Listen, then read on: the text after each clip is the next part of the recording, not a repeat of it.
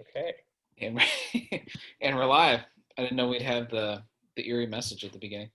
Um, Great. So we're back for session two on education and the virtual exodus is how we were terming it, You and could just phrase it reversing the virtual exodus. reversing the That's the virtual title. exodus, the virtual remaining. I don't know. The virtual ready to. I don't know.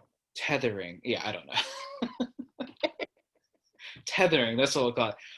And we were touching on a few subjects, but we were discussing the nature of a meaningful life, and I had proposed the example of Reality is Broken, a book I had recently read, which highlights the popularity of video games, the exponentially growing popularity of video games, and what the author terms the virtual exodus, which is a higher and higher share of the population choosing to spend a higher and higher percentage of their time in some sort of virtual world. And she wanted to point out why precisely this was happening and what we could learn by the design from the design structure of games with regards to what makes the human life feel meaningful. And she narrowed it down to a few qualities in there. There's many observations in the book, but she narrows it down to there is what you could call philosophically a normative order, where you know what you have to do to level up and get better. There's a clear structure to how to improve yourself and how to keep growing. And there's a narrative, there's a story in which you fit, in which you're playing a role that is serving some purpose greater than yourself. And there is an order, a logical order that makes sense and is integrated with the other portions of the game. And I don't know if we touched too much on the integration component last time, but that is another factor that drives that feeling of meaning that you get from the rich world of a video game, where each of those three orders is integrated into one thing that makes sense and it's cohesive and you know where you fit in it. So we were abstracting those characteristics out of video games and talking about whether that matched up as the criteria for a meaningful life and how to cultivate those orders in our day-to-day life and how to correct the course of education in order to serve those needs, the attainment of a meaningful life. And then you had made a couple observations if you want to just go through those real quick regarding what education ought to promote and to discourage. Yeah. I think the main thing, the step we took was one, the reality is broken layout of what constitutes a meaningful life was really helpful.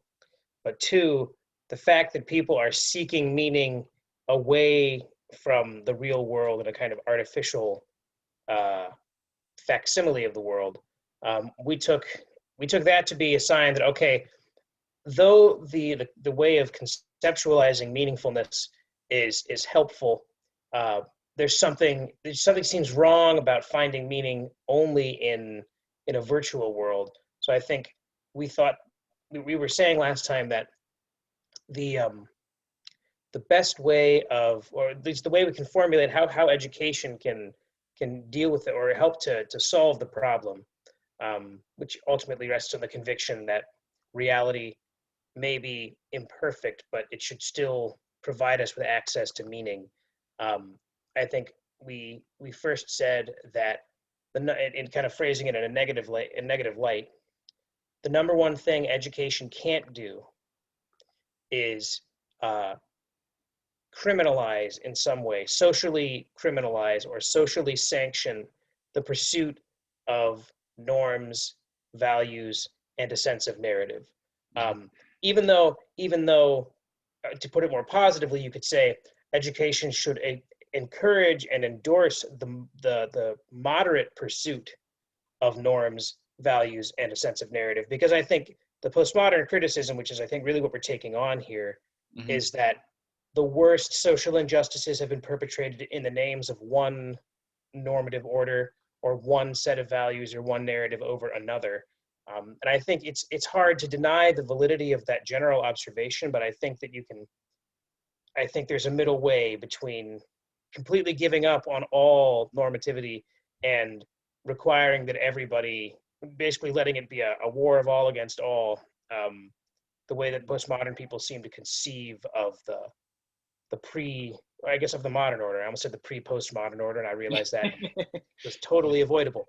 Um, the second thing, the second thing we said, kind of going along with that sort of twofold negative and positive way of looking at the role of education, is that if education is meant to move us toward meaningfulness, kind of move us in the direction of, help us gain access to a sense of norms Mm-hmm. and access to a set of values and kind of reveal our place in a grand narrative, it's obvious that that's difficult. And education is, I think you were especially emphatic about this point, that education is especially bound up with courage. It Mm-hmm. has to be capable of cultivating the sense of courage, cultivating the spiritedness, the thumos, that Plato talks about so much.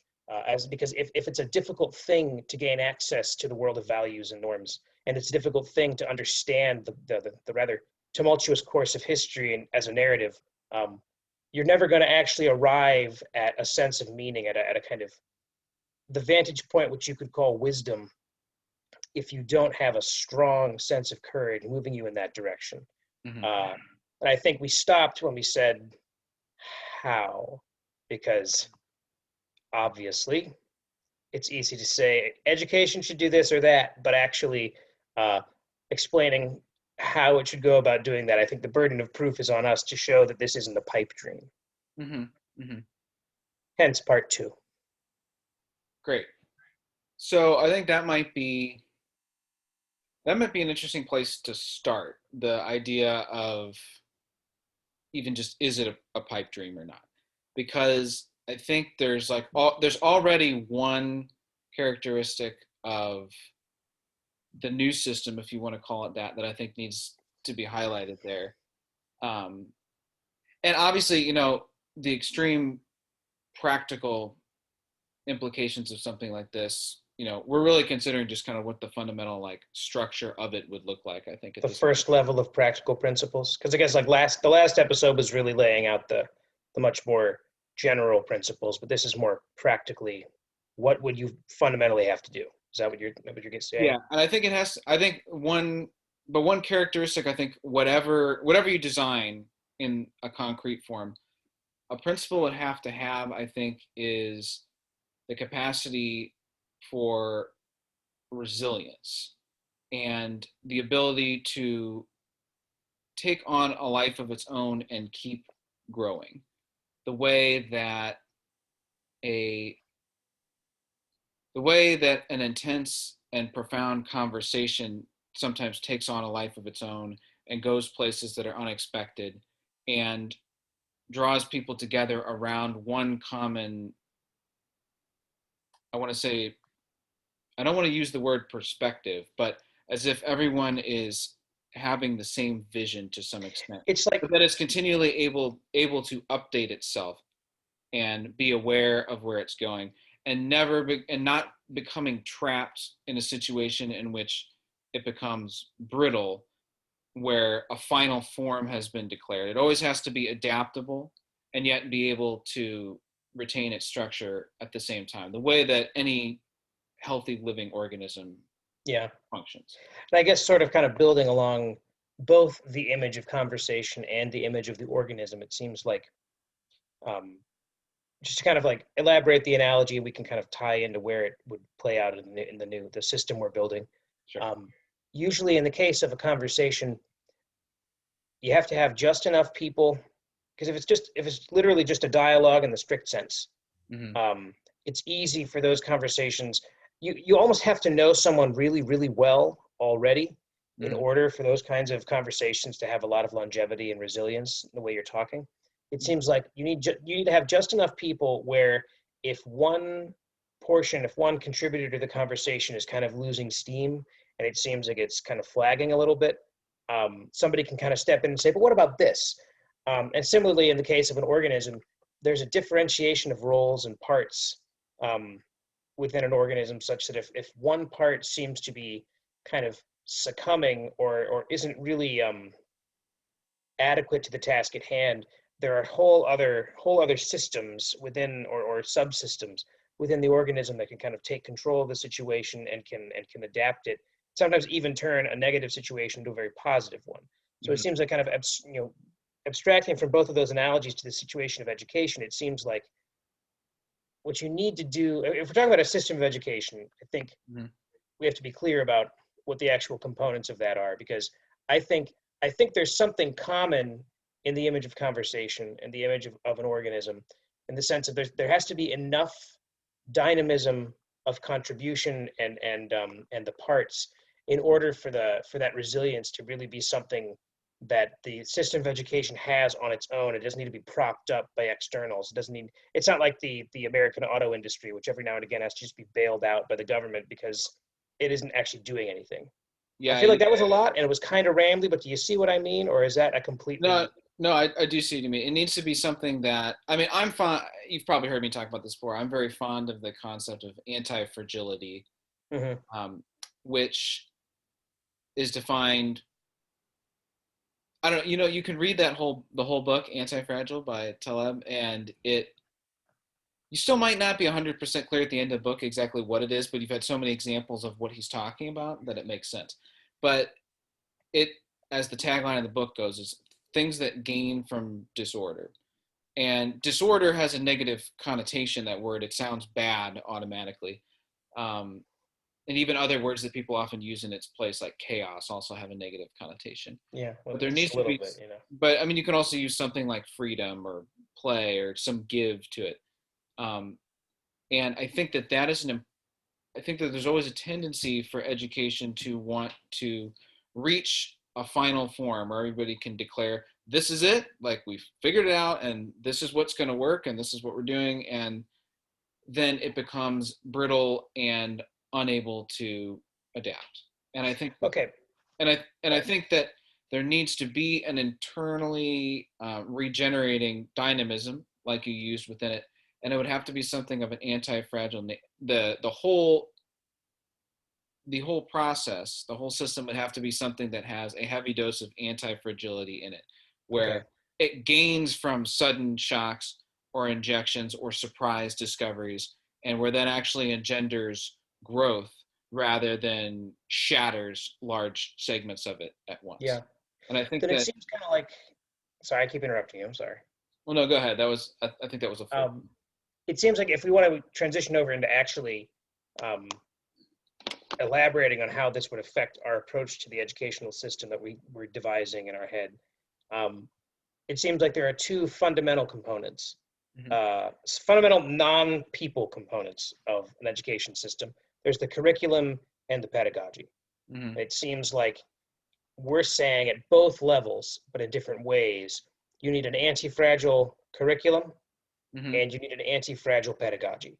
Mhm. And it seems like, because we both went to a great books school where all the classes were preceded by way of discussion, Yeah. um, and it seems like that's a prime example of uh, a pedagogy which many people would look at and say that's chaotic. In fact, every time I describe where we went Right. Yeah. Right. to someone who isn't familiar with it, like that sounds like a disaster. Like you think that, but actually you wind up learning quite a bit because you have so many contributors to the conversation. All of the members of your class are Mhm. broken up into like 6 sections of 15, 16 students, so that by the end of it, when you all get out of class, you can talk about the reading that you just had.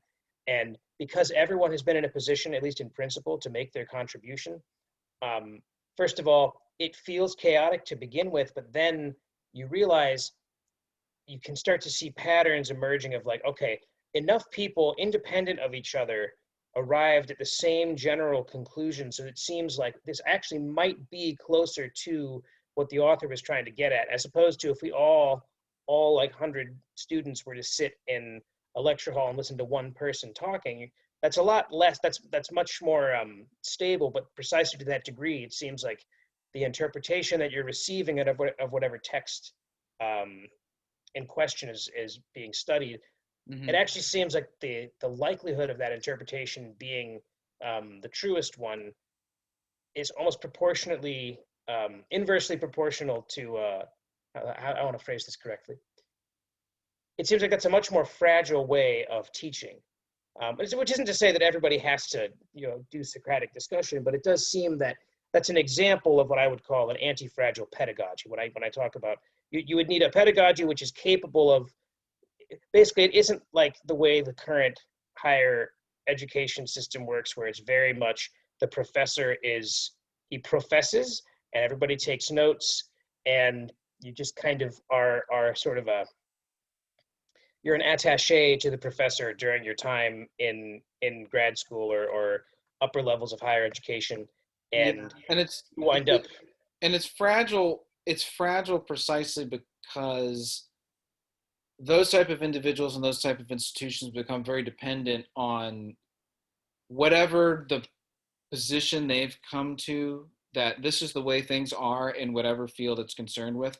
Then you essentially make your livelihood and reason for existing dependent on that idea being something that is true or widely accepted yeah or useful.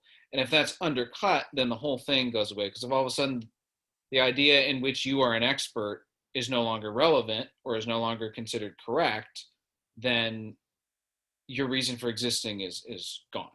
yeah But if you are able to take a shocking new idea or a new discovery, and that happens to jumpstart what you are already doing, or inject an interesting new perspective into the web that you've already spun, then it's something that you can draw energy from, and then that energy is used and put back into the interaction with others, which then forces it to continue growing, and yeah it is more and more effective at essentially being stress tested. I think yeah it's the idea behind anti-fragile. There's stress tests, and that forces everything to optimize and integrate itself in a higher way. And I which think, kind of sorry but I think that's the kind of pedagogy, to stick with the anti-fragile perspective, is the type that you would want it to be. And that yeah would have to be something that's part of an interaction, I think, between both the professors and the students. yeah Each is well I going was to, just thinking yeah. sorry yeah, doing it again. No, go ahead. I was just thinking that actually the image of stress testing also ties into the issue of courage that we were talking about, Mm-hmm. um, where if an education system is structured so as to reward those who periodically subject themselves to those kinds of to the sort of the stress test of voicing an idea, Mm-hmm. and okay, now we have to defend it.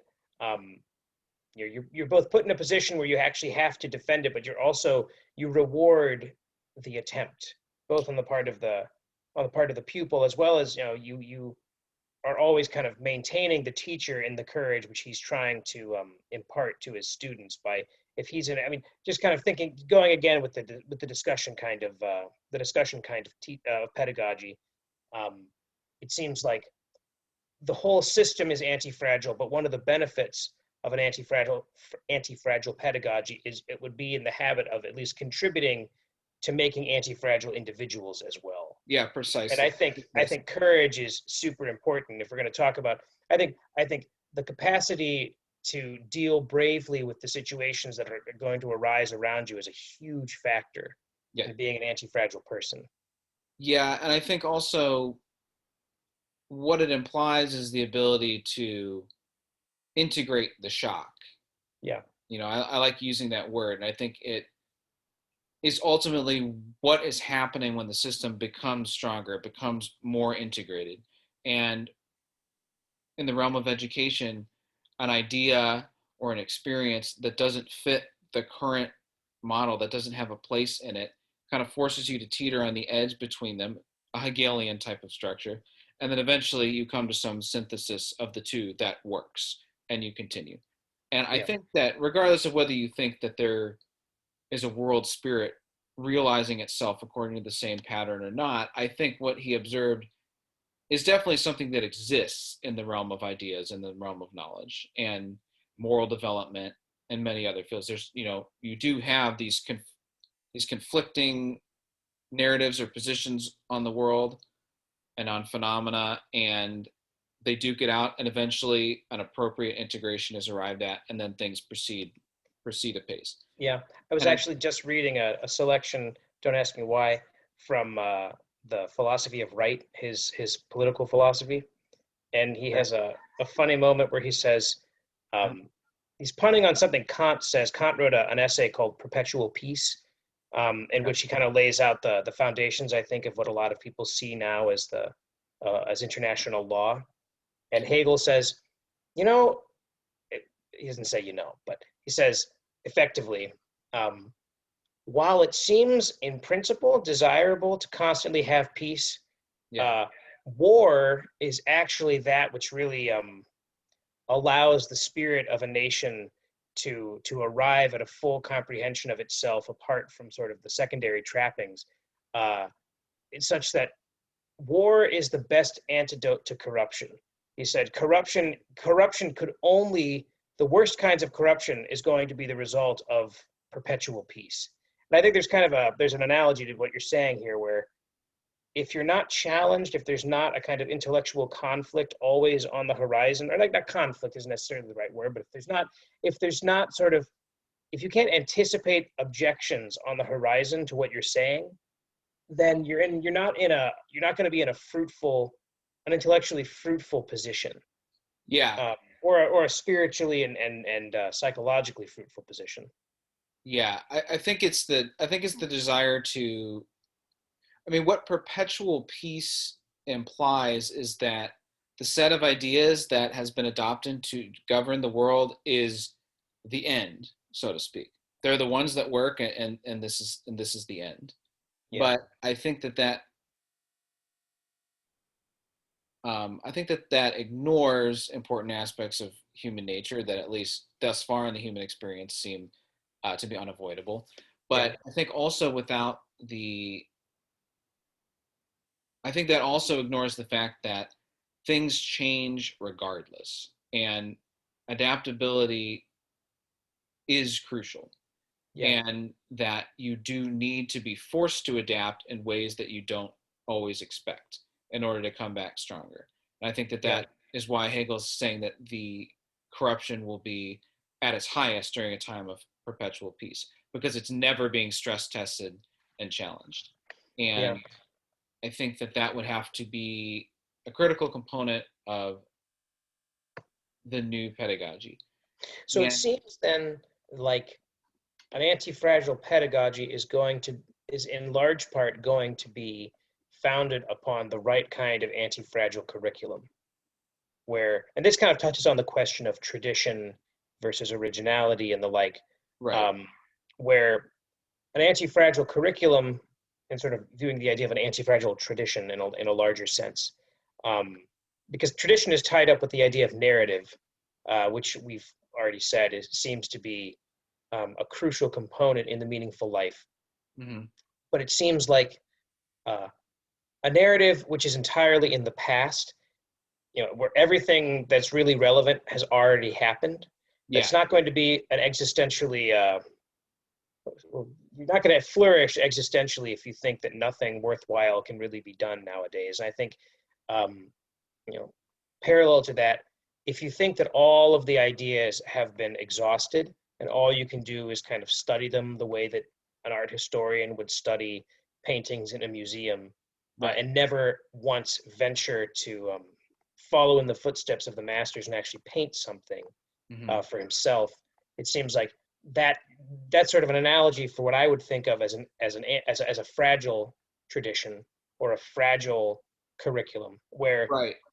a tradition that constantly needs to be defended is a tradition that can't defend itself anymore. Yeah, that made me think of, I like to use the analogy when discussing this of the difference in experience between standing in front of a taxidermy lion and a real lion. Mm-hmm. The experience is going to be markedly different. And I think that an excessive worship of tradition is like looking at the taxidermy lion. It's impressive, it's amazing, and it's been captured. This is it. This is the final And form. stuffed and But gutted. it also has no vitality. It really isn't a lion. It's just the appearance of a lion. Yeah, Whereas if you're standing in front of a lion that's alive and well, you are going to become something that better be anti-fragile in that situation. we can You hope. are forced to dig into your resources, your cognitive and physical resources, very quickly. And you're also required, it's imperative that you anticipate what the lion is going to do. And I think that that is something that is often lacking in education that focuses too much on a settled, overarching worldview and idea, because people are told, here, this is it. This is what you need to know. But then people have the experience of witnessing endless change and new challenges and new perspectives, and they feel like they don't have any means of dealing with that actual flow, the crest of the wave as things are developing and moving. I don't even necessarily need to use the word forward, but just they're moving, they're changing, there's always newness. How do you actually work constructively with that? Yeah, How do you interact with the real lion in such a way that you don't get eaten, and where you don't maybe have to kill the lion either? yeah, Somehow there's a way that it works out for both. And I think yeah, that also implies the idea that there has to be an acceptance of some tension necessarily to practice education that way. But I think that that's why part of the reason that it needs to be resilient is it needs to give you the tools to be able to deal, as I said, constructively with the crest of the wave as it's breaking, and trying to anticipate just a little ahead of like where it's going so that you can participate well with it and be actualized along with it. So so that's it sounds like what we're saying then is that, um, just kind of summarize here a little bit. yeah. uh, the the kind of education that could make possible a meaningful life would be one which, um, would be one in which the curriculum is not fragile. The curriculum is designed to um, is designed to welcome the active engagement, the active pursuit of meaning on the part of the pupil. Mm-hmm. That precisely because that movement of at least attempting to contribute is essential for the for the to the meaningful life. Uh, the pedagogy that attempts to communicate that kind of curriculum is itself going to try to be anti-fragile in such a way as to actually um, maximize that sort of interior movement on the part of the pupil. Um, Mm-hmm. it doesn't seem though like it seems like okay that makes sense as a kind of description of what has to take place. Mm-hmm. I'm going to push back a little bit though on separating an education system from too far or too much from a given set of ideas, because I think that while I think the analogy of the lion and the man is helpful for illustrating what you're talking about. I do think though that maybe the image of an organism, uh, or maybe not an individual organism, but a species of organism Mm-hmm. might be a better analogy for what needs to take place because there, species aren't necessarily what you would call stable, but it's not as though, I guess biologists disagree about how a new species emerges from an old one, but I think the fundamental idea is that species always kind of, individuals of a species already kind of have a degree of variation, a degree of falling short of the ideal, and that sometimes those variations prove favorable, Mm-hmm. so that circumstances which might otherwise be harmful to other organisms are actually situations in which those individuals flourish. It seems like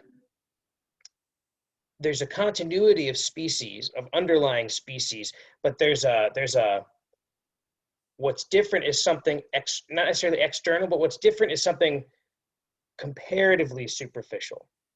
There's a continuity of species, but there's enough difference, there's enough outward variation that the species can survive another eon, another century under new circumstances.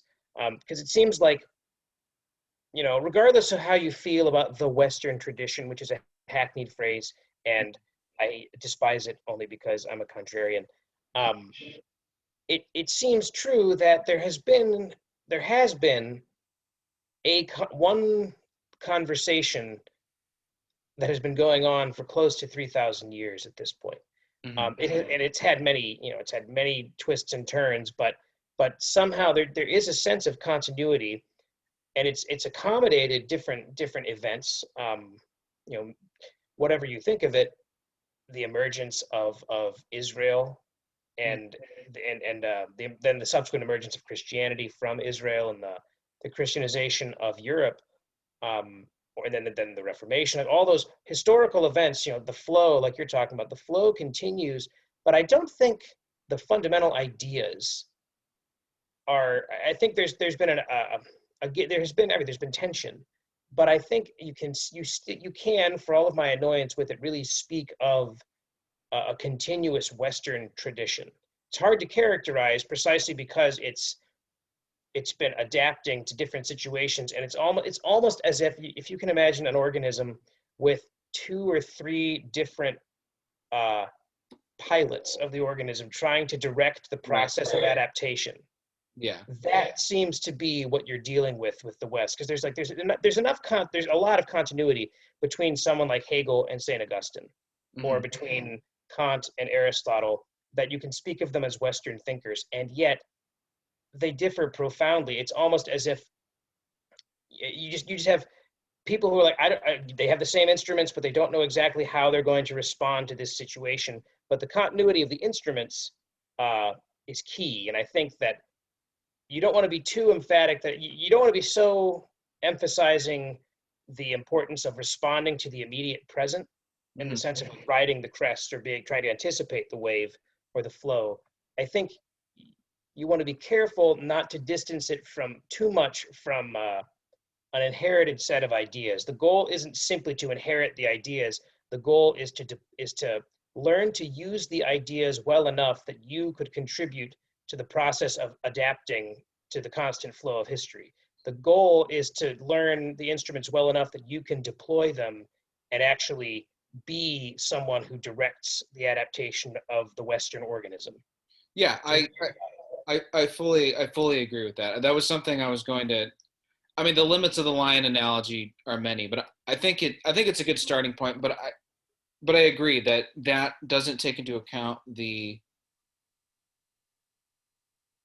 perhaps you could use the word, the fuel of the past that actually is in many ways what is driving the current change that you are experiencing. It are things that have happened in the past, yeah, and many of them remain a source of movement even now, even ones that occurred thousands of years ago. And I think something, when you talk about different strands of tradition, that's what you're talking about. Forces that are still influential and still contributing to the way things are unfolding now. So you're right. I don't think there is any way that you can divorce a concern with current unfolding from a concern with the great ideas and events and interpretations of those events that have occurred in the past. That is true. But I think what has to be accepted is a certain amount of tension between them, and an acknowledgement that you can't, there's many ways you can articulate those strands that run through, and there's been many versions of all of them, even though they retain some core set of ideas that define the entire thing. There's different ways that they fit with what is happening, different sides of them that are effective given the current configuration of phenomena, both intellectual and physical, like what is happening both in systems and internally in the psyche, etc. And I think that that is the real danger, or the real needle that has to be threaded here. But I think it has to be accepted that there's going to be tension at the end of it. The way that people use the analogy of a guitar string, when it's playing in tune at a note that is pleasing and is pleasing with the others, it is held in a certain state of tension. It's not too tight, not too loose, but there's a proper balance between them that is harmonic, that is pleasing. Harmony presupposes opposition, if you will. I mean, yes, yeah, it does presuppose opposition. Hmm. And I I think think that's that, right. but I think that I don't want to make it, I don't think you have to see the accumulated wisdom of the path and the present as opposites necessarily, as they're kind of just the same thing at an earlier or later stage. Mm-hmm. Then it kind of seems then that I had a thought. Where did it go? Uh, it kind of seems like um, what we're saying is, shoot, I had it. I had a whole. I was going to integrate the whole thing. Where'd it go? You were too fragile. Too fragile. You were talking about. Oh, I got it. I got it. I remembered it. I shouldn't be drinking right now, but I. Um, the it sounds this kind of connects with what we were saying at the end of the last episode, which I don't think we actually included in the summary of this one. Is that this tension between sort of receiving the tradition and then actually contributing to the tradition, which I was using the analogy of learning to use the instruments versus actually deploying them in the pursuit of wisdom and meaning. Yeah. That seems to map nicely onto the distinction I was pushing for between asking whether education should teach you what to think or how to think. Yeah. Because it seems like an extreme kind of limited or restrictive vision of education would say, here, like you were saying, here's what you need to know, here's what it is, there's nothing more. Yeah. Whereas in the opposite extreme, there'd be like, you know, a curricular vacuum. But as long as you wind up learning how to think properly, it seems like somewhere it's got to be somewhere in between, where you're only going to learn to think properly in the presence of a certain set of ideas. Even though once you've actually mastered to a certain degree of proficiency the ability to think, you can actually turn to the ideas themselves that you've been guided by in the process of trying to think, and you can examine them in a more critical light than you might have done when you were still under their tutelage. Because it Yeah. seems like to kind of emphasize the practical side of things, education, especially like high school education versus college education, it seems like high school education, you should be aiming to cultivate the ability of making that movement in the direction, that courageous movement in the direction of meaning. But Yeah. I think in high school, you're really primarily arming them with the ability to think. You're not necessarily, I think there have to be you can only have very controlled moments of let's put it this way. High school is a much more fragile time. It's hard to be anti-fragile in high Say school. that And again. it would be cruel to expect a high degree of anti-fragility from a high school student. It would be a bit more reasonable to expect anti-fragility and therefore aim to cultivate it in a college student, and even more so in a graduate student. So it seems like you can say there's more of an emphasis on what to think. There's more of an acquaintance with the ideas that are going to help. That thinking about them helps you to learn how to think. Just simply speaking, and the younger you are, it's more what to think, and the older you get, the more there's got to be a transition into turning reflexively back on the ideas you've been governed under, and actually begin to reflect on them in that critical way. You're actually exercising your ability to think on the things that taught you in the first place. Yeah. Does that make But sense? that raises a really interesting point about the that I didn't really think of before, about the order in which you would approach this, because I thought before that to me it seems extremely important in early childhood to be able to have a lot of confidence in your worldview, in whatever it is, something that makes sense and gives you the conviction that the world is a good place that should be explored and that you're safe. And I mean, Yeah, all those core needs that a small child has. And so you do need to very much know what to think first, because you're talking about extremely basic rubrics of life, like don't run yeah, out into the street, don't touch the stove, things like that. You need to know, you need to think those things immediately. So even on a very basic level, you do need to have some material to start out with that can impose some structure on what's coming in. That's yeah. true. And I think, Especially too, if courage is something learned. I'll be quick. I'm sorry. yeah, go, If yeah. courage is something that has to be learned over time, you can't expect a young child. You basically have to make the experience of meaning easy for them. You Hmm. shouldn't. It can't be the kind of thing you expect them to claim for themselves. That seems to be a that's a Yeah, crucial that's a crucial part of adolescence and growing up is yeah. realizing there were holes maybe or inconsistencies in what you received, but it was still invaluable to have received them. Yeah, I think that is a key component, that the way you phrase it, to make meaning easy for kids is important, because it just doesn't seem to be something that they're capable of constructing very well themselves.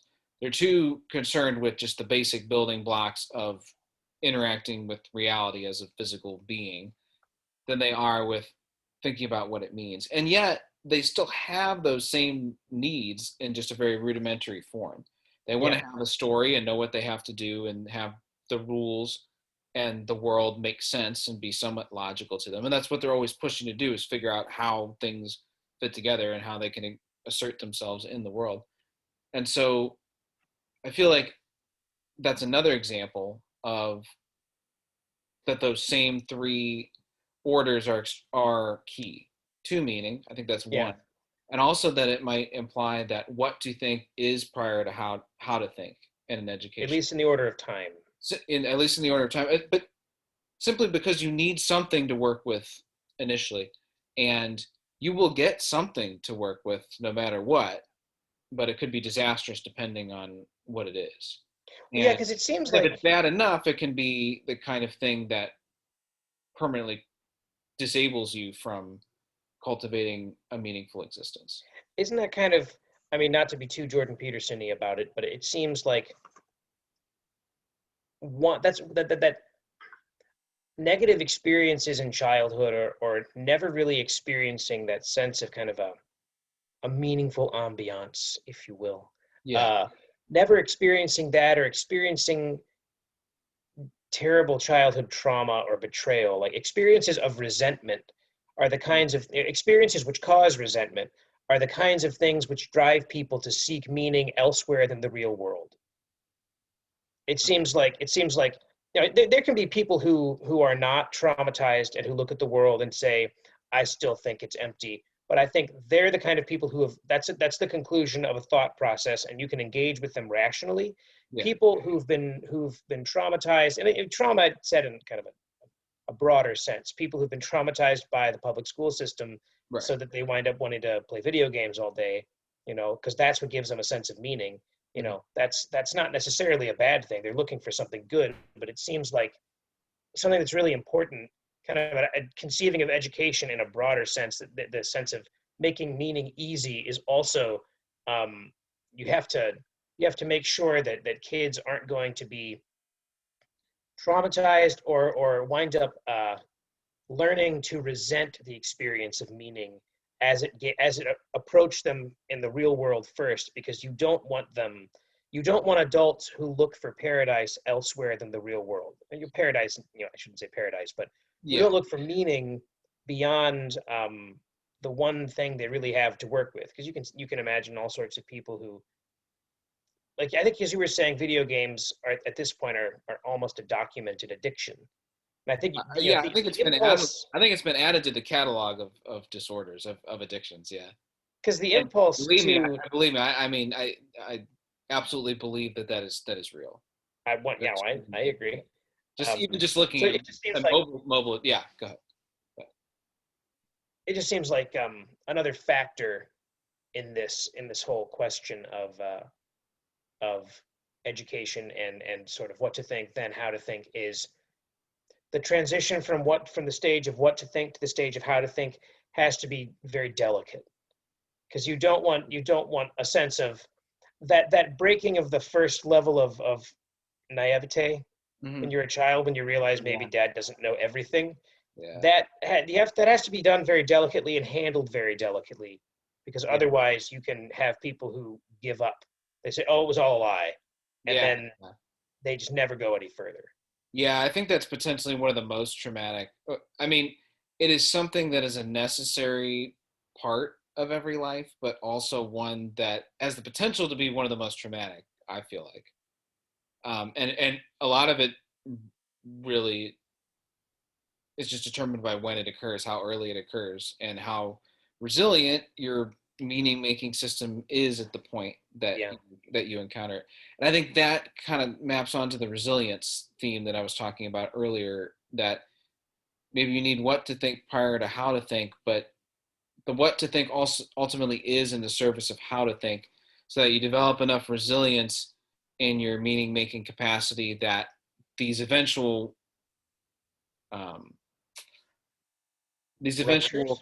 ruptures or chasms that you have to get across, you'll have the resilience and the energy to actually make that leap. If there really isn't anything going, if there isn't an engine that's running by the time it reaches there, that could be the end of the ride. And for many people, unfortunately, I think that is. They Hmm. eventually get to a chasm that they don't know how to become the the person on the other side of that. Yeah. And I think that's where the resilience element comes in. So even being raised as a child in a very firm worldview that is edifying and affirming and gives you all the meaning needs that you need in order to pursue with abandon your studies of the natural world and of yourself and of your close relationships and just how to navigate the world. You don't have to worry about meaning at that stage. And yet you still need to be exposed to enough shocks to that system, light ones, that you have some semblance of resilience, Yeah. even at an early age. And I think a lot of that has to do with, I mean, I always cite to people, when people talk about or like ask me about my experience homeschooling, and I speak very positively of it because I think it was the best way for me to be educated, and I would do it all over again, despite everything has some cons, but I think that the pros far outweigh it. And that's a discussion for another video, but I often specify that I consider my experience to have a little bit of an asterisk on it because we grew up in a city, Hmm. and we homeschooled in a city, and not being in traditional school all day long, I feel like afforded more opportunities to interact with a wider variety of people and of all ages and a lot more different worldviews and types of people.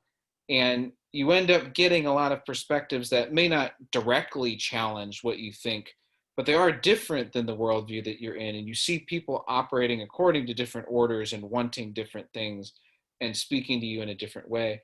And I think if you're hit with enough of that, even if it's not somebody directly hitting your worldview or calling you out and saying it's nonsense or criticizing your parents or whatever, I think being that is a way in which you can get the necessary shocks to generate resilience at an early age without breaking the system. So, and Yeah. that's why I always specify to people, like, yeah, I think homeschooling is a great way if you have the resources to do it, and if you have parents who are all aboard with it and the resources to do it, is perhaps the best way. But I always specify that my experience was in a city and how it could be equally good, but I think it would be very different in a rural setting in which you didn't have those Yeah. constant little shocks and pushes that force you to engage the engine of your worldview. You have I to wrestle with it a little bit. I think too, alongside that, those alongside sort of the being having question marks on the horizon is important to kind of realize, like, you know, it's almost like what is it at the end of Patton, when he recounts every time a Roman general would return in triumph, he'd have all these things that he conquered with him, the enemy soldiers, Yeah, in yeah, chains before him. But then there's the one slave behind him in the chariot whispering, "Glory is fleeting." It's almost like there's a similar thing going on here. It sounds like you're describing. I yeah, would also emphasize too, growing up, because when you're a little kid, you see something like that. You see something that, like the guy who clearly fell asleep because he was so drunk across the street from us in the city, you know, seeing that, yeah. but then it immediately. We should paint the picture just real quick. We were leaving. These guys across the street from us were doing some kind of construction project. I think they were building a huge wall, like a Big retaining. retaining wall. Yeah, and they were working hard all day, and they were in their cups early in the evening, and they had turned up the St. Louis country station doing an extremely high volume to the point where it was really echoing down the street and throughout the entire neighborhood. And they were drinking and carrying on. And I remember like falling asleep to the sound of the country radio like blasting outside, and then waking up at some point in the deep darks of the night and like still kind of hearing it haunting in my dreams, like it was still going. So it just been on all night. And I remember we got up and we went to church at like 6 or 7 in the morning the next day. And we were all walking out with our mom, and we looked across the street and saw this pair of boots sticking out the back door of the house. And we were like, "What is that guy doing?" And mom was just like, "Oh God, this neighborhood." And But she embraced it. She she embraced it. embraced it. No, it's great. But I think she was just like, "I can't, like, this is crazy." And But see, something like that, it's not a direct shot to your worldview, but it's something that you have to be like, oh, I have to account for the fact that that happens sometimes, and uh-huh. do that has to fit into this somehow. Well, see, because the point I was going to make too is that the immediate turn to your parents. Yeah. Um, Mom, I'm sure, I don't think I remember her having as dramatic a reaction in person, but like No, she whenever we didn't. recount the story, she and Dad, and this is just just for our experience, the authority figures who kind of the shepherds of meaning for you when you're a Yeah. child, or when you're in a fragile state, their response Yeah. to ruptures in the order of meaning is as important as your response, if not more important. Because I Yeah. think if we had been raised by much more protective parents in the city, I think we might not have been homeschooling might not have been what it was for us. And I think analogously, it's really valuable to have. But one of my favorite people to read is Joseph Ratzinger, Hmm. because he can wade through any number of further and further and further afield theological or even downright atheist positions, and he does so with an incredible equanimity, Hmm. to the point where you're like, okay, response is possible.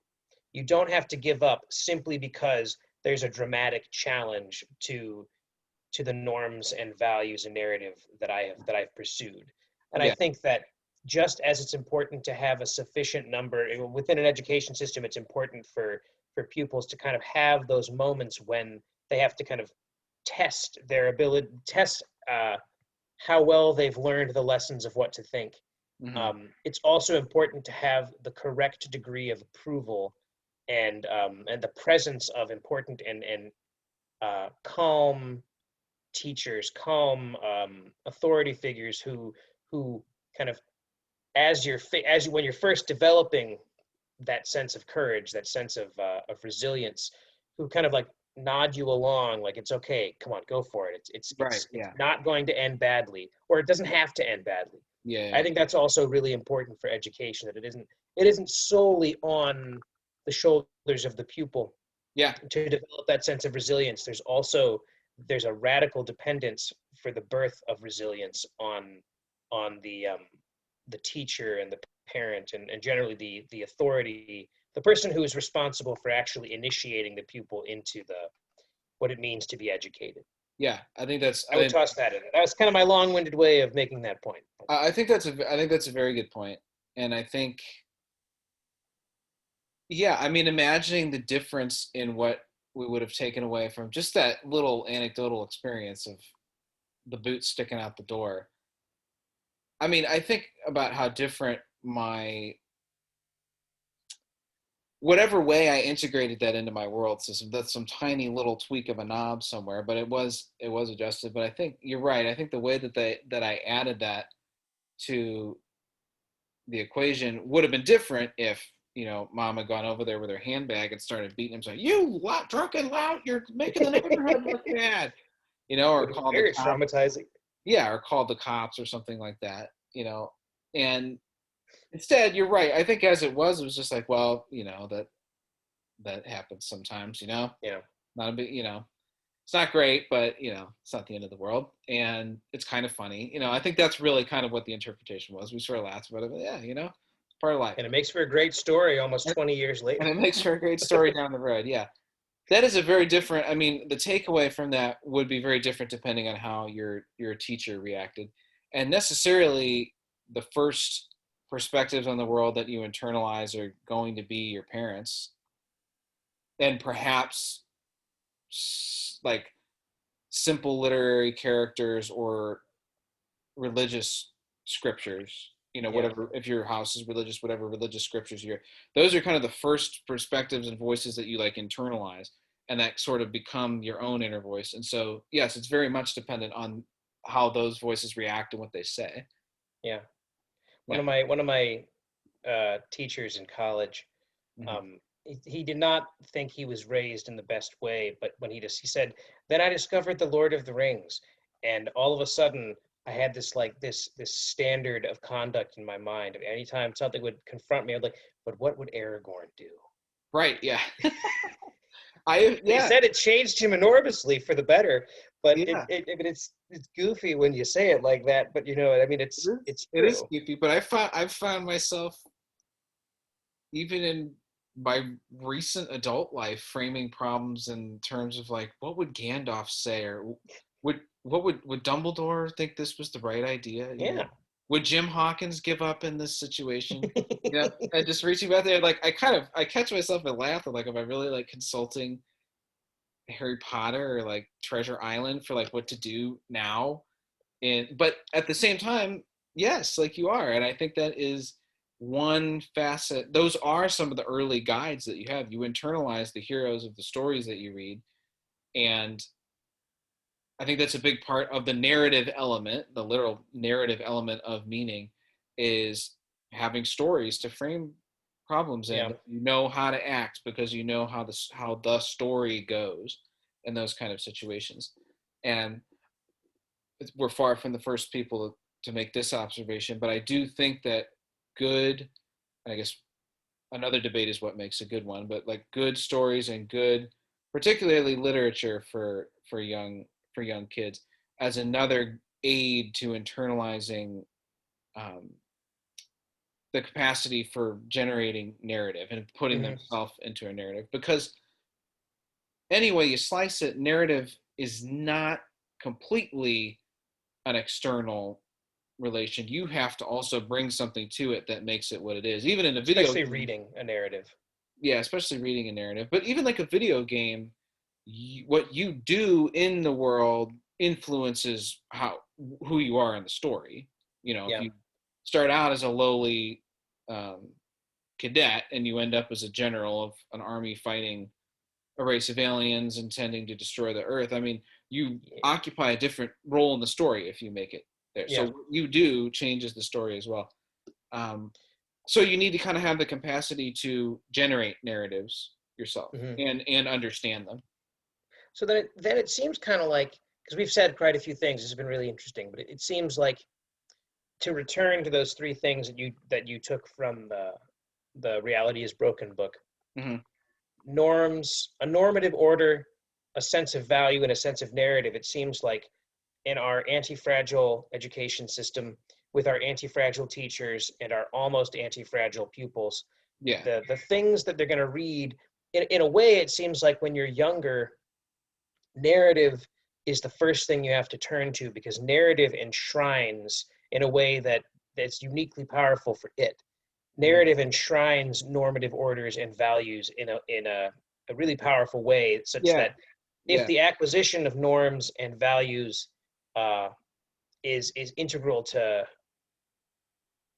the meaningful life, that it seems like education is the constant exposure to good, worthwhile narratives, good, worthwhile stories, drama. I think actually drama in particular yeah, kind of goes along with the video game idea that you're yeah. talking about. That I both always, I reading a always, narrative, I always defend drama.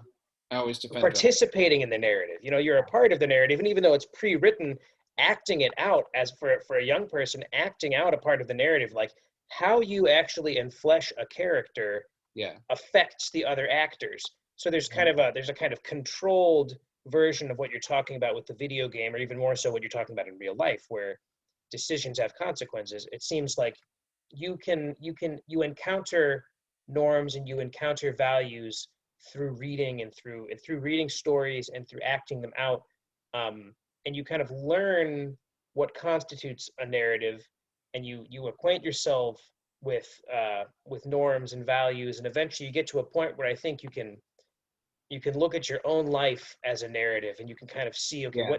what do I hold dear, under what norms have I chosen to live, and then you can actually cast that critical eye you've been acquiring and honing for over the years of your education. You can finally cast that over yourself. But I think it's key to be able to see it in terms of narrative, to be able to see it in terms of a sequence. Yeah, you have to become, I think the psychological term for it is like self-transforming. Like you have to eventually get to the point where you're aware of the web of narratives that you utilize, and you can act upon them and reshape them and reform them as it suits you and as it fits with what's happening. Yeah. And in one of those models of development, that is one of the higher psychological development, that is one of the higher stages. I forget which model it is, but being self-transforming is an aspirational attainment for You're psychological. much better read in psychological models than I, so I will I'm not tip that my well hat read. I to mean, part of what I like about them is that they're easily grasped in a single diagram and some explanation. But okay, yeah, you. I get that. Turn So the page.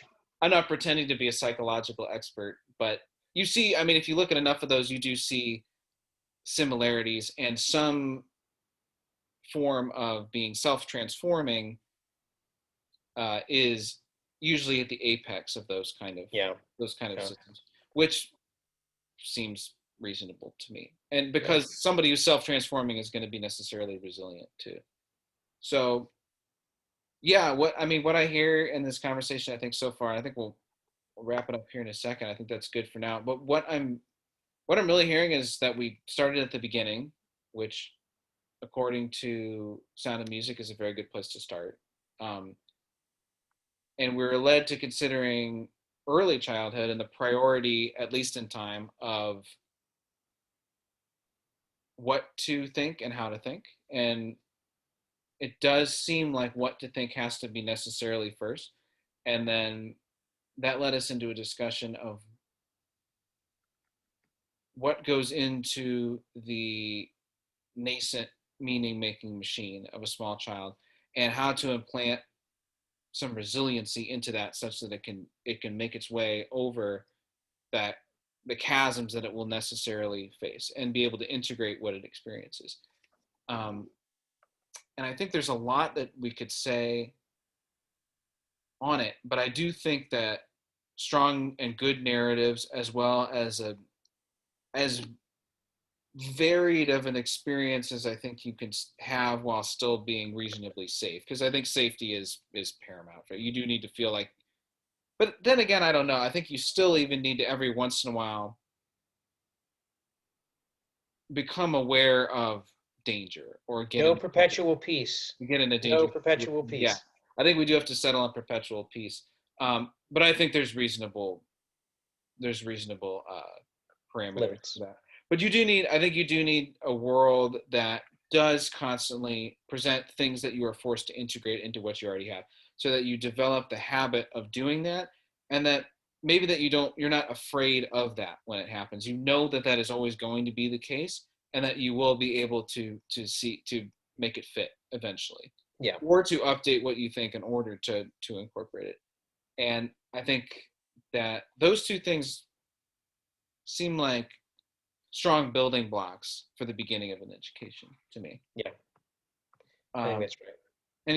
anything else you want to add on that? I think that's a good place. Perhaps we could move in. I wasn't thinking about doing it in stages, but maybe that's a good method, is to look at each stage, psychological and intellectual development, and see what has to happen at each one in order Yeah. to both in order to have this meaning making machinery continue to grow and be resilient and be effective. Yeah. Because it seems like what we did in the first half of the conversation was name some very, very general practical principles. Yeah. Having an anti-fragile pedagogy and anti-fragile curriculum as sort of the end goal. Mhm. But it seems like we kind of moved into, you know, I think we organically moved into saying, okay, yeah, that's the end goal, but in order to actually get there, you have to start. I mean, you can't avoid starting with what's fragile. And then we kind of spent Yeah. the rest of the time talking about, okay, given that the earliest the earliest material that you're going to be working on, the earliest um, pupil Yeah. is extremely fragile. How can you keep them from breaking, but also keep them from staying fragile? Yeah. And it seems like, yeah, I mean, I'd be down for doing another. I kind of thought we'd be able to do it in two, but maybe We'd be at able to least talk. at least a third conversation might be able to examine, Yeah. that I'm, transitional phase and sort of the later phase when you're actually at a point where, whether or not you're a working philosopher in a school, where you're genuinely engaging with the world on a day-to-day basis, really asking, hard questions, really trying to wrestle with the meaning of the world outside of a strictly academic or educational setting. So I yeah. think that's where anti-fragility is paramount. Yeah. That is Because the everybody traditional. has to do that, like it or not. You don't have, I mean, everybody has to be a philosopher and a scientist to some extent, Yeah. whether you're an academic philosopher or scientist or not. Like everybody has to do it.